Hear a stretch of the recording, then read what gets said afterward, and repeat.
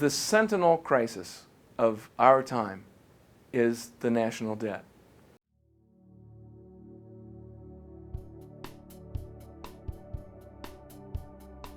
This is something that it's impossible to overstate the importance of this. I'm a lawyer, I'm a civil liberties guy, I care a lot about all kinds of different policies. I got a lot to say about the regulatory state and redistricting and tax reform and all kinds of things.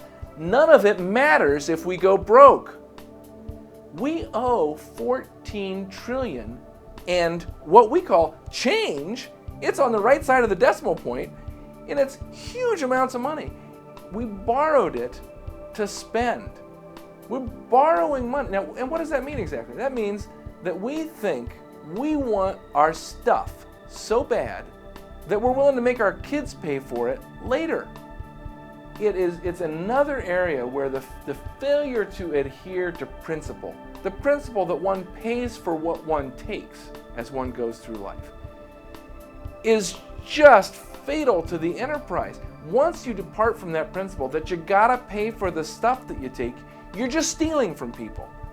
And you can say, well, let's steal from the rich. You can say, let's steal from the poor. You can say, let's steal from the middle class.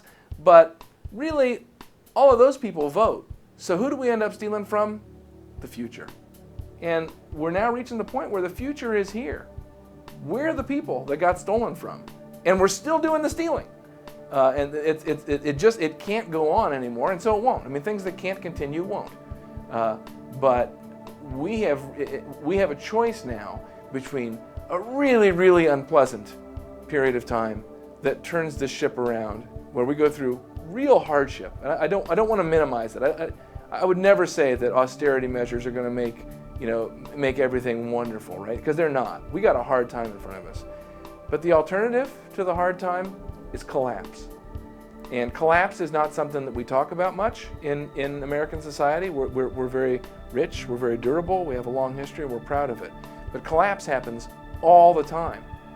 And if you take a broader view of history and look at particularly at empires, you see that they just can't go on minding the world's affairs forever and ever. Sooner or later, the complexity of their laws and the crushing burden of the military presence around the world will bring them all down. We have got to stop. We have got to turn the ship around before it hits the iceberg.